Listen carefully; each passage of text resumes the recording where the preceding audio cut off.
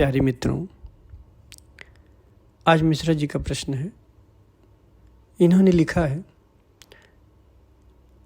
भगवान आजकल मेरे भीतर ऐसे ऐसे भजन और ज्ञान उतरता है जिसे सुनकर और देखकर मैं हैरान हो जाता हूँ, क्योंकि मुझ जैसे मूर्ख इंसान से ऐसे ज्ञान और भजन उतरना असंभव है।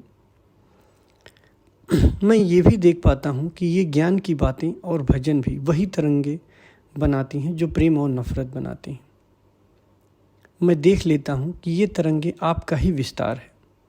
आपने एक बार कहा था, जब भजन और ज्ञान पैदा हो तो उसे निकल जाने देना चाहिए, पर अब तरंगें ज्ञान और भजन से भी ज़्यादा रसपूर्ण लगती हैं। भगवान, क्या मैं उन तरंगों में रहूं या ज्ञान और भक्ति बहने दूं?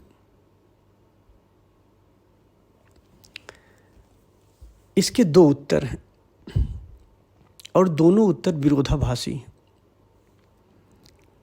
तो इसे आपको ध्यान से समझना होगा। पहला उत्तर है कि जो तरंगे नहीं देख पाते हैं, जो उन तरंगों तक नहीं पहुंच पाते हैं, उनके लिए बह जाना सही है। अगर उनके भीतर से भजन और ज्ञान बहता है तो बह जाने देना चाहिए, उसको रोकना नहीं चाहिए। लेकिन जो तरंगें देख लेते हैं, जो तरंग भले कुछ समय तक देख रहे हैं, टिक नहीं पा रहे हैं, लेकिन जो तरंगे देख लेते हैं उन्हें फिर तरंगों में रहना ही उचित है। हाँ, कभी कभी अगर किसी की ज़रूरत हो और उसके लिए कुछ ज्ञान निकलना चाहे तो निकल जाने देना चाहिए, तब उसको नहीं रोकना चाहिए।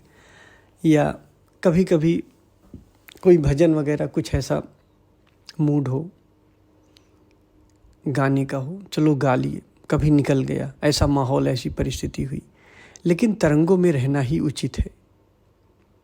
क्योंकि उससे सुंदर और क्या है। जब वो तरंगें दिखने लगी तो फिर तो सब व्यर्थ है, क्योंकि उसका अपना रस है, वो रसो ऐसा है। हाँ, क्योंकि अभी आप पूरी तरह नहीं टिक पाते हो, तो जितनी देर टिकते हो उतनी देर तो कम से कम तरंगों में रहो। जब वो तरंगे से आप बाहर आ जाते हो तो ठीक है, उस समय अगर भजन निकलता है या भक्ति निकलती है तो उसको निकल जाने दो। अब आपके प्रश्न पे आते हैं। भगवान, आजकल मेरे भीतर से ऐसे ऐसे भजन और ज्ञान उतरता है जिसे सुनकर और देखकर मैं हैरान हो जाता हूँ। ये उतरेगा ही, क्योंकि अभी तुम जिसे समझते थे वो सीमित था, और अब जो उतर रहा है तुम्हारे भीतर वो असीम है, जिससे तुम्हारा अभी तक परिचय नहीं हुआ। अभी तक क्या, कई जन्मों में भी तुम्हारा उससे परिचय नहीं हुआ। अभी जिस जेपी मिश्रा से तुम्हारा परिचय हुआ है वो दूसरा छोर है, उस छोर में सीमा है। लेकिन अब जो तुम्हारे भीतर उतर रहा है वो असीम है, उसकी कोई सीमा नहीं है, तो हैरान ही हो जाओगे। क्योंकि जब असीम उतरने लगता है तो हैरानी आ ही जाती है।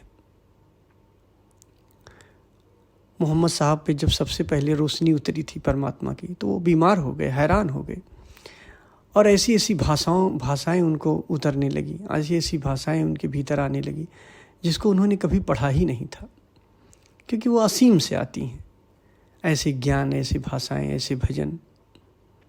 फिर आपने आगे लिखा है, क्योंकि मुझ जैसे मूर्ख इंसान से ऐसे ज्ञान और भजन उतरना असंभव है। ये बात सच है। जिस छोर से तुम परिचय थे वो मूर्ख ही था, लेकिन अब कोई और छोर तुम्हें दिखाई देने लगा, इसलिए तुम इस मूर्खता को भी पहचानने लगे। नहीं तो इतनी हिम्मत भी ना होती ये कहने की कि ये मूर्ख है, तुम मूर्ख हो। क्योंकि जब तुम्हें ये पता चलने लगा कि मेरा कोई दूसरा छोर है, तभी ये शब्द निकल सकते हैं कि मैं मूर्ख हूँ, वरना ये नहीं निकलते हैं। भगवान, मैं ये भी देख पाता हूँ, ये ज्ञान की बातें और भजन भी वही तरंग बनाती है जो प्रेम और नफरत बनाती है। बिल्कुल सही बात है। वो जो तरंग है वहीं से ज्ञान उतरता है, वही तरंग ज्ञान बनती है, वही तरंग भजन बनती है, और वही तरंग है जो सब कुछ बनती है, जहाँ से सारी चीज़ें आती हैं। मैं ये भी देख पाता हूँ कि ज्ञान की बातें और भजन भी वही तरंग बनाती हैं जो प्रेम और नफरत बनाती हैं। वहीं से प्रेम बनता है, वहीं से भजन, वहीं से ज्ञान, वहीं से सारी तरंगे उतरती हैं। प्रभु भगवान, मैं देख लेता हूँ कि ये तरंगे आपका ही विस्तार है। ये मेरी ही विस्तार नहीं है, ये तुम्हारी भी विस्तार है। दरअसल उस तरंग में न गुरु गुरु है, न शिष्य शिष्य है। वही तरंग गुरु बनाती हैं, वही तरंगे शिष्य बनाती हैं। वहाँ मैं गुरु बन के तुम्हें उपदेश देता हूँ और वही तरंगे शिष्य बन के मेरे उपदेश को सुनती हैं। तो वहाँ न कोई गुरु है, न कोई शिष्य है, न वहाँ तुम हो, न मैं हूँ। वहाँ हम एक हो जाते हैं। वो अद्वैत की उपलब्धि वहीं होती है। सुंदर है ये तरंगे और ये अनुभव भी सुंदर है, जहाँ शिष्य और गुरु एक हो जाता है, जहाँ शिष्य शिष्य नहीं रहता, गुरु गुरु नहीं रहता। वही तरंगे हैं जो शिष्य बनाती हैं, वही तरंगे गुरु बनाती हैं, वही तरंगे भक्ति, वही तरंगे ज्ञान, सारा खजाना सब कुछ वही तरंगे में होता है। और जब आप उस तरंग में स्थिर होने लगते हो, टिकने लगते हो उन तरंगों में, तो वो रसो वैसा है, वह रस रूप है। और उस रस के आगे सारे रस फीके पड़ जाते हैं, सारे रस छोटे पड़ जाते हैं। फिर आपने लिखा है, आपने एक बार कहा था कि जब भजन और ज्ञान पैदा हो तो उसे निकल जाने देना चाहिए, पर अब तरंगे ज्ञान और भजन से भी रसपूर्ण लगती हैं, लगेंगी ही। वो रसो वैसा है, वो तरंगे रस रूप हैं, तो रस जैसी लगेंगी ही, बहुत सुंदर लगेंगे। और अभी तो सूक्ष्म अवस्था में मिलती हैं, थोड़े समय के मिलती हैं, अभी आप टिक नहीं पाते हो वहाँ। जब परमानेंट टिक जाओगे तब आप देखोगे कि वो ऐसी तरंगे हैं, ऐसा सागर है, ऐसी गंगा है, जिस निर्मल गंगा बहती ही रहती है और तुम प्यासे हो, पीते ही चले जाते हो, तुम्हारी प्यास भी नहीं बुझती है और वो जल बंद भी नहीं होता है। ऐसे अनंत आनंद की अनुभूति वहाँ होती रहती है। तो फिर आपने यहाँ पे आगे लिखा है, आपने एक बार कहा था कि जब भजन और ज्ञान पैदा हो तो उसे निकल जाने देना चाहिए। ये उनके लिए है जो अभी उस तरंग को नहीं देख पाए हैं, या फिर जो उस तरंग को थोड़े समय के लिए देखते हैं। जैसे अभी भी आप भी कोशिश करिए उस तरंग में रहने के लिए, लेकिन जब उस तरंग से बाहर फेंक दिए जाओ आप, तो ज्ञान और भजन निकलता है तो उसको निकल जाने देना, उसको रोकना नहीं।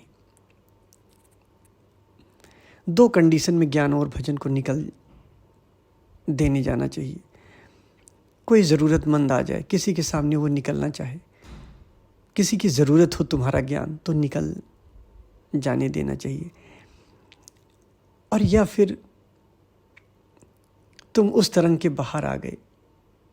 दरअसल वही तरंगे हैं जो भक्ति के रूप में आके, अब वही तरंगे हैं, तरंग में तो उनका आनंद होता ही है। जब तरंग रूप में रहती हैं तो वो परम आनंद की अवस्था में रहती हैं, लेकिन जब तरंग वो बाहर बिखर जाती हैं तो कहीं भक्ति के रूप में मज़ा लेती हैं, आनंद लेती हैं अपने स्वभाव का, कहीं ज्ञान के रूप में आनंद लेती हैं, कहीं भजन के रूप में, कहीं कुछ किसी रूप में, अलग अलग रूपों में आनंद लेती रहती हैं।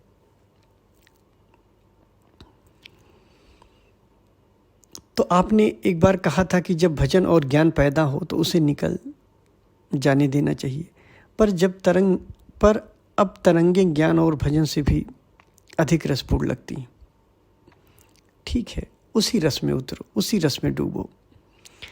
फिर आपने लिखा है, भगवान क्या मैं उन तरंगों में रहूं या ज्ञान और भक्ति को बहने दूं? जितनी देर के लिए आप उस तरंग में रह सकते हो उस तरंग में रहो, क्योंकि वही मूल है और उसमें पूरी तरह सदा के लिए टिक जाना ही आपका लक्ष्य है। जब आप उस तरंग में नहीं होते हो तो ज्ञान और भक्ति निकलती है तो निकल जाने दो, या फिर कोई ज़रूरतमंद हो जिसे ज्ञान की आवश्यकता हो तो ज्ञान को निकल देने जाना चाहिए। कभी भक्ति का मन है तो निकल जाने देना चाहिए, लेकिन अनावश्यक 24 घंटा निकलना नहीं कि आप निकालते ही रहो। दरअसल मन का एक स्वभाव होता है। मन कोई चीज़ पकड़ लेता है या उसके कोई चीज़ उसके भीतर अगर चली गई तो वो बार बार उसी चीज़ की, जैसे आपने देखा है जानवर होते हैं, एनिमल, वो जुगाली करते हैं। जुगाली करना क्या होता है कि जैसे कोई भी चारा है वो पेट में एक बार उसको ले जाते हैं, भर लेते हैं, उसके बाद निकाल के मुंह में उसको पचाते हैं, निकाल के मुंह में उसको चबाते रहते हैं। बस यही हमारे मन का हाल है। मन क्या करता है, मन को कोई बात समझ में आ गई, कोई चीज़ सुन लिया तो मन किसी चीज़ को अपने मन में ले लेता है, मन विचार के रूप में ले लेता है। फिर एक बार आपने किसी विचार को आपने अनुभव कर लिया, किसी बुद्धि की किसी स्थिति पर आप पहुंच गए, फिर आप देखते हो कि बार बार वही विचार जुगाली आप करते रहते हो। कोई एक विचार ले लियो, दिन भर वही विचार निकाल रहे हो। कोई ज्ञान की चीज़ आपको अच्छी लग गई, दिन भर वही ज्ञान आपके मन में चल रहा है। एकदम जानवरों की तरह हो जाता है। कैसे? जैसे जानवर ने पेट में लिया उसको, फिर निकाल के उसको जुगाली कर रहे, ऐसे मन भी कर रहा। कोई एक बात अगर आपको जम गई या कोई एक बात खराब लग गई या कुछ भी लग गई तो दिन भर मन उसी चीज़ को जुगाली करता रहता है, उसको लाता है, फिर वही चीज़ एक बार ले लिया। जैसे आपको किसी ने गाली दिया, अब एक बार आपको गुस्सा आ गया, फिर दिन भर आप वही सोचते रहोगे, उसको याद कर करके मेरे साथ ऐसा किया था, मेरे साथ वैसा किया था। तो ये मन की आदत है। ऐसे ही अच्छी चीज़ों में भी करता है। अगर कोई ज्ञान उसको पसंद आ गया, कुछ अच्छी चीज़ लग गई, कोई ज्ञान वो ले लिया, तो वो दिन भर उसी ज्ञान की जुगाली करता रहता है, निकाल के उसको फिर चबाता रहता है। तो इससे हमें बचना है। तो ज्ञान और भक्ति तरंग से बड़ी नहीं है। अगर तरंग सबसे बड़ा रस है, आप उस रस में रहने की कोशिश करो जितनी देर रह सकते हो। जल्दी ही सदा के लिए उस रस में टिक जाओगे, और जब सदा के लिए उस रस में टिक जाओगे तो उस रस से बढ़ के कुछ भी नहीं है। इसीलिए उसको रसो ऐसा कहते हैं, रस रूप कहते हैं। धन्यवाद।